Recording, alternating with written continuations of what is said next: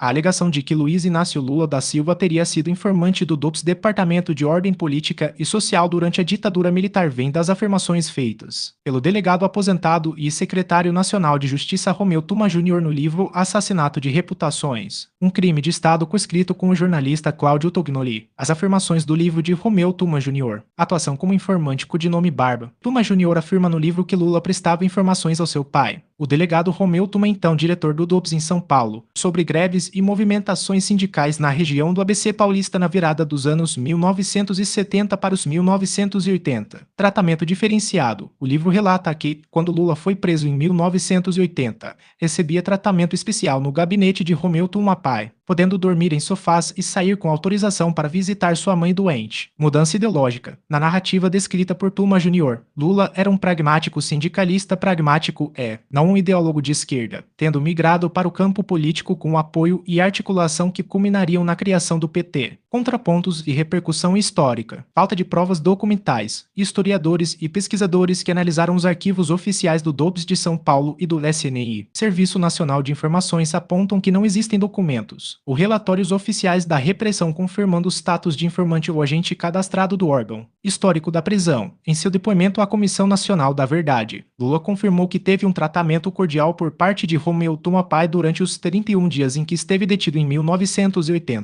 e recebeu autorização para visitar sua mãe no hospital, mas rebatia veementemente a acusação de ter sido informante ou ter atuado contra os interesses do movimento sindical. É a ação do PT. Na época do lançamento da publicação, dirigentes do Partido dos Trabalhadores e a defesa de Lula rebatem o conteúdo do livro, classificando as declarações de Tuma Júnior como fantasiosas e motivadas por divergências e disputas políticas. É compreensível enxergar a posição de Romeu Tuma Júnior como um relato de credibilidade, dado o cargo que ele ocupou secretário nacional de Justiça a proximidade de seu pai, o delegado Romeu Tuma, com os bastidores do regime militar. Na perspectiva defendida por ele, as informações eram de conhecimento direto das autoridades da época vivenciadas no cotidiano do DOPS. No entanto, o debate entre historiadores e juristas em torno dessas alegações envolve pontos centrais sobre o rigor metodológico e a checagem de fontes, relatos orais e documentação de inteligência. Críticos do livro destacam que o sistema do DOPS e do SNI era extremamente burocrático e minucioso. Qualquer informante ou colaborador conhecido na linguagem do órgão como ponto de contato ou agente gerava relatórios, fichas cadastrais e recibos de pagamento. No caso de Lula, embora existam vastos arquivos com relatórios de espionagem e grampos contra ele, não há registros que comprovem atuação voluntária como informante. Interesses e contexto da publicação. O livro foi lançado em 2013 em um contexto de forte polarização política e após Tuma Jr. ter deixado o governo sob desgaste político. Historiadores apontam que memórias e relatos orais publicados anos após os fatos necessitam de cruzamento com fontes primárias para evitar distorções de interpretação ou interesses políticos. Natureza das negociações sindicais. Durante as greves do ABC, era comum que lideranças sindicais mantivessem diálogo direto com autoridades policiais para negociar a liberação de presos, permissões para assembleias e a contenção da violência policial. Para defensores do petista, esses encontros e permissões como a visita à mãe doente faziam parte de tratativas políticas abertas e não de espionagem velada. O livro de Tuma Jr. permanece como um relato pessoal relevante do debate político recente, mas cujas conclusões dividem opiniões por falta de respaldo nos arquivos documentais da ditadura militar. A relação entre Luiz Inácio Lula da Silva e o Departamento de Ordem Política e Social DOPS reflete os bastidores da vigilância sobre o movimento sindical do ABC paulista entre o fim dos anos 1970 e o início dos anos 1980. O contexto do monitoramento vigilância ostensiva. Como presidente do Sindicato dos Metalúrgicos de São Bernardo do Campo e Diadema, Lula era um dos principais alvos da comunidade de informações do regime militar SNI e DOPS. Seus discursos, reuniões e ações nas greves de 1978,